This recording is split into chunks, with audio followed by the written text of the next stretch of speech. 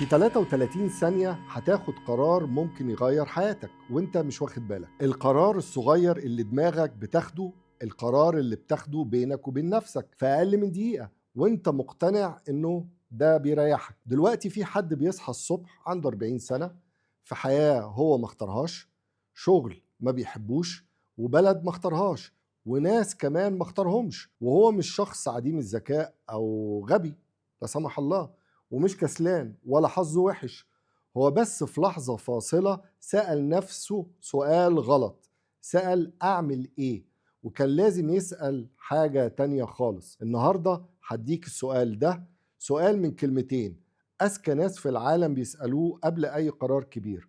قرار إنك تختار الجامعة اللي تدرس فيها، الشغل، السفر، الجواز، والناس العادية بتنساه وبتدفع الثمن لعشرات السنين قدام. والفرق مش في الذكاء، الفرق إن حد وقف عند أول طبقة من التفكير وحد كمل. النهاردة هوريك الطبقات كلها. دي قناة نكس نوليدج وأنا نديم خورشيد، فنجالك اللي بتحبه وخلينا نبدأ.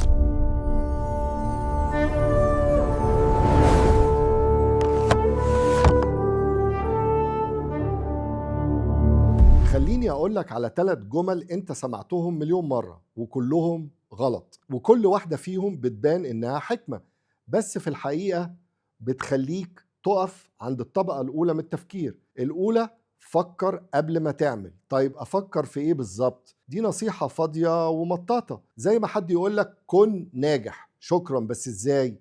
التفكير من غير هيكل وشكل منتظم مش تفكير، ده قلق بيلف في دايرة. لازم يبقى عندك طريقة منظمة، خطوات واضحة، حاجة تمسك فيها. التانية: تابع حدثك أو تابع إحساسك. الإحساس هنا مش حكمة. الطبقة الأولى من التفكير لابسة بدلة حكمة. الكاتب الشهير دانيال كانمان في كتابه التفكير السريع والبطيء Thinking Fast and Slow أثبت إن دماغك عنده نظامين، واحد سريع كسلان وواحد بطيء بيتعب. والقرارات الكبيرة النظام الكسلان بياخدها لوحده وانت مش واخد بالك. التالتة وهي أخطرهم: خذ قرارك بسرعة، بلاش تفكير زيادة. ده كلام صح في قرار تكلفته قليلة وممكن الرجوع فيه، زي مثلا رحت مطعم وطلبت عشاء، قطعت تذكرة سينما واتفرجت على فيلم، اشتريت قميص أو شورت. لكن في قرار غالي ما ينفعش نرجع فيه، السرعة دي مش شجاعة، دي انتحار بطيء. وليه بنقع في ال3 مشاكل دولت؟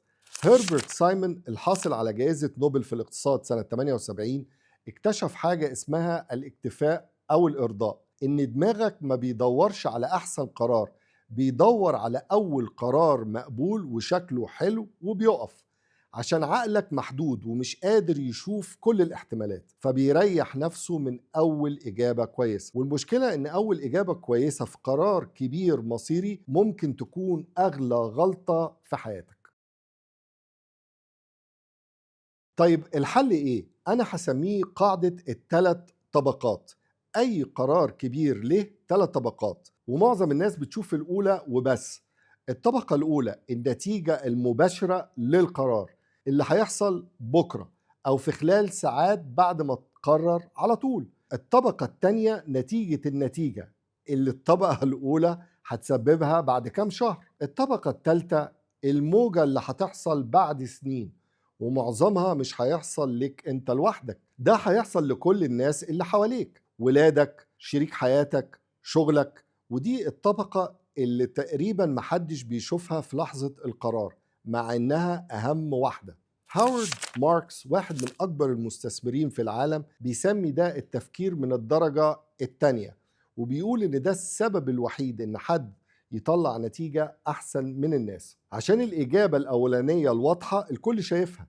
الفرق بيتعمل في الطبقة التانية والتالتة. والأداة اللي هتخليك تعمل ده عمليا سؤال واحد تسأله لنفسك 3 مرات وتكتب الإجابة. تكتب طيب وبعدين، وتكتب تاني وبعدين كمان، وتكتب تالت وبعدين كمان، وتكتب الإجابة عن كل سؤال. ري داليو اللي بيدير أكبر صندوق تحوط واستثمار في العالم بيسمي ده دفتر القرارات. تعال نجربه على 3 قرارات أنت أو حد تعرفه واقف قدامهم دلوقتي. القرار الأول اختيار الجامعة. تخيل واحد عنده 17 سنة بيختار هيدرس إيه. أهله عايزينه يدرس طب أو هندسة، مش عشان بيكرهوه، بالعكس عشان بيحبوه وخايفين عليه. الطبقة الأولى النتيجة المباشرة بيدخل الكلية اللي أهله عايزينها، الجو حلو ولطيف، بابا وماما مبسوطين، العيلة كلها فخورة والضغط راح، الولد حاسس إنه عمل الصح. ده كل اللي بيشوفه في اللحظة دي. بس تعالى نسأل وبعدين. الطبقة التانية بعد سنتين بيكتشف إنه بيكره المجال، الدرجات بتاعته بتقع، مفيش دافع أو حماس، بيصحى الصبح مش لاقي سبب يخليه يروح للجامعة، وبيقارن نفسه بزمايله اللي بيحبوا اللي بيعملوه، وبيسأل نفسه أنا بعمل إيه في حياتي؟ وبعدين كمان اللي هي الطبقة الثالثة، الموجة، بيتخرج في مجال مش طايقه، أول شغلانة هي في تراك وخط غلط، وبعد 10 سنين يلاقي نفسه بيشتغل طول عمره في حاجة حد تاني اختارها له. الدراسة أثرت في جواز وبيت وأولاد، وكلها اتبنت على قرار اتاخد وهو عنده 17 سنة في يوم واحد ومن غير ما يسأل. وبعدين خليني أقولك على رقم. في دراسة من جامعة كامبريدج سنة 2023 درست أكبر القرارات في حياة الإنسان، طلعت إن قرار الدراسة والشغل من أكثر القرارات اللي بيندم عليها الناس طول عمرهم، مش عشان القرار وحش، عشان اتاخد بطبقة واحدة من التفكير مش الثلاث طبقات. وخلي بالك من حاجة، أنا مش بقولك عاند أهلك بيحبوك وخايفين عليك، وده شيء حقيقي ومؤكد. أنا بقولك قبل ما تقرر اقعد معاهم وامشوا الطبقات التلاتة سوا، اسألوا مع بعض الولد ده بعد 10 سنين هيبقى فين؟ هيصحى الصبح مبسوط انه رايح شغله ولا لأ؟ ده مش تمرد ولا عصيان، ده احترام لعمرك واحترام للقرار اللي هتستثمره في عمرك كله. تكلفة انك ما تسألش وبعدين مش سنة ولا سنتين، دي ممكن تبقى عمر مهني كامل وحياة كاملة. القرار التاني وده أقرب لناس كتير بتتفرج دلوقتي، أسيب شغلي وأسافر. تخيل مدير في منتصف مشواره، ممكن يكون في الرياض أو جدة، معاه راتب ثابت محترم وكويس، وجاله عرض أو فكرة إنه يسيب كل ده ويبدأ من الأول في شركة ناشئة، ستارت اب يعني، شركة فيها مستثمرين ولسه بتبدأ وبتبني نفسها، أو يروح يتعلم مجال جديد، أو يهاجر ويسافر لبلد تاني يشتغل فيه. الطبقة الأولى فيها شعور بالحرية والحماس، حاسس إنه شجاع أخيراً، حاجة تشجع. لكن فيها كمان حاجة تانية بتخوف، الكل بيشوفها، 6 شهور غالبا من غير دخل. معظم الناس بتقف عند الطبقة ديت، خوف على الاستقرار المادي أو حماس للحرية. بس سؤال الطبقة التانية وبعدين، المهارة اللي راهن عليها ممكن تكون اتقتلت وهو بيتعلمها، أو السوق قلب واتغير. هنا الحماس بيقابل الواقع. بيجي السؤال الثالث في الطبقة الثالثة وبعدين كمان، الموجة. لو ما نجحش في التغيير هيحاول يرجع تاني للرياض أو جدة لشغله.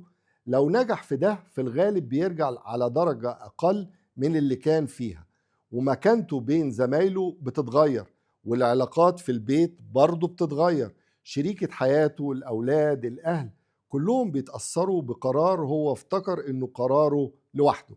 خلي بالك الفلوس هنا كانت الطبقة الأولى بس، والكل بيقف عندها. الموجة الحقيقية كانت المكانة والعلاقات، وده اللي بيفضل معاك سنين. أنا مش بقولك ما تسافرش وما تغامرش، أنا بقولك لو مشيت الطبقات الثلاثة من الأسئلة وقلت أيوة مستعد أتحمل خطورة سيناريو الطبقة الثالثة، يبقى قرار تمام. لكن لو أنت شايف الطبقة الأولى بس، الحرية والحماس، من غير ما تحسب خطورة الموجة الجاية في الطبقة الثالثة، يبقى ده مش قرار مدروس كفاية، دي مخاطرة أو لعبة قمار. القرار الثالث وده يمكن أكبرهم وأخطرهم على الإطلاق، أتجوز مين وإمتى أجيب أولاد. نفس الدراسة من جامعة كامبريدج طلعت إن الجواز والإنجاب هما أكبر قرارين في حياة أي إنسان، ومن أصعب القرارات اللي ما ينفعش ترجع فيها. الطبقة الأولى القرار نفسه فرحة، والضغط الاجتماعي اللي راح والكل مبسوط، ده اللي بيتشاف يوم الفرح. بس السؤال وبهدوء، وبعدين الطبقة التانية بعد سنة أو سنتين بيظهر حاجات ما ظهرتش في الخطوبة. هل القيم متفقة مع بعض؟ هل الأهداف واحدة؟ الشريك اللي اخترته بيحدد 90% من جودة يومك وحياتك كل يوم. الطبقة الثالثة الموجة. القرار ده بيحدد انك هتبقى مين، ازاي هتربي عيالك، استقرارك لل30 سنة اللي جاية او اكتر. مش قرار سنة، ده قرار جيل. انا مش هقولك تتجوز مين ولا امتى، ده قرارك انت، وانا مش هنا اقرر عنك بالطبع.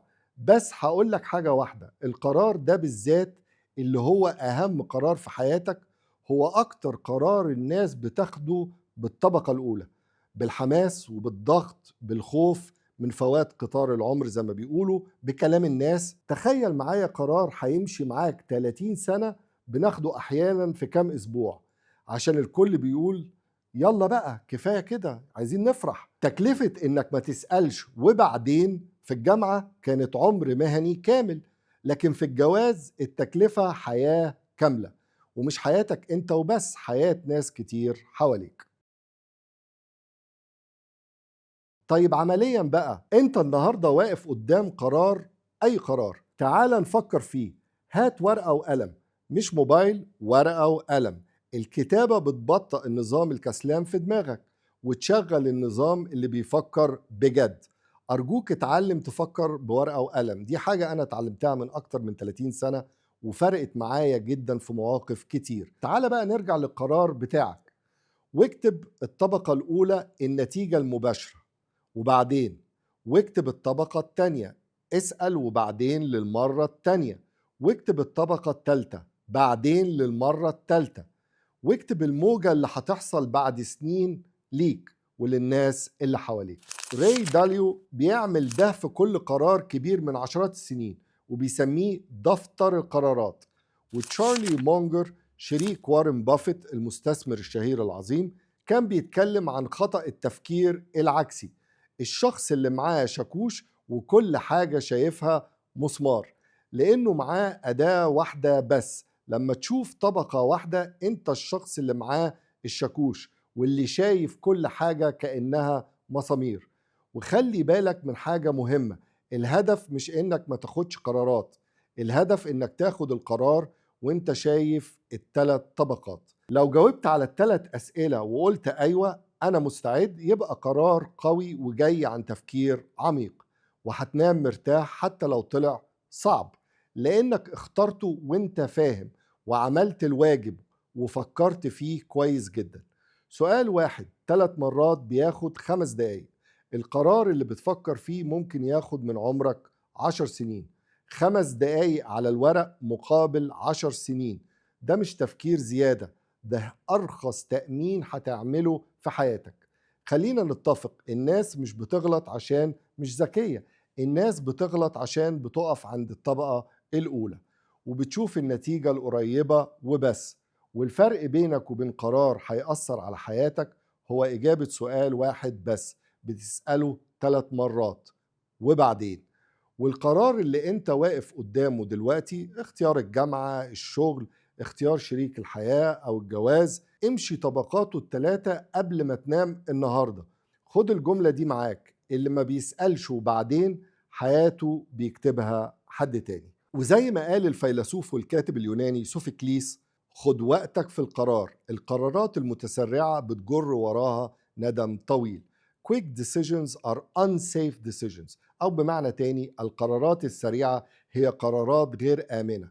لو عجبتك الحلقة أرجوك اشترك في القناة وفعل الجرس عشان توصلك الحلقة الأسبوعية، وشاركها مع أي حد يهمك في ثواني على واتساب أو إنستجرام أو فيسبوك، هكون شاكر جدا. دي قناة نكس نوليدج، وكان معكم نديم خورشد، وأشوفكم في الحلقة الجاية.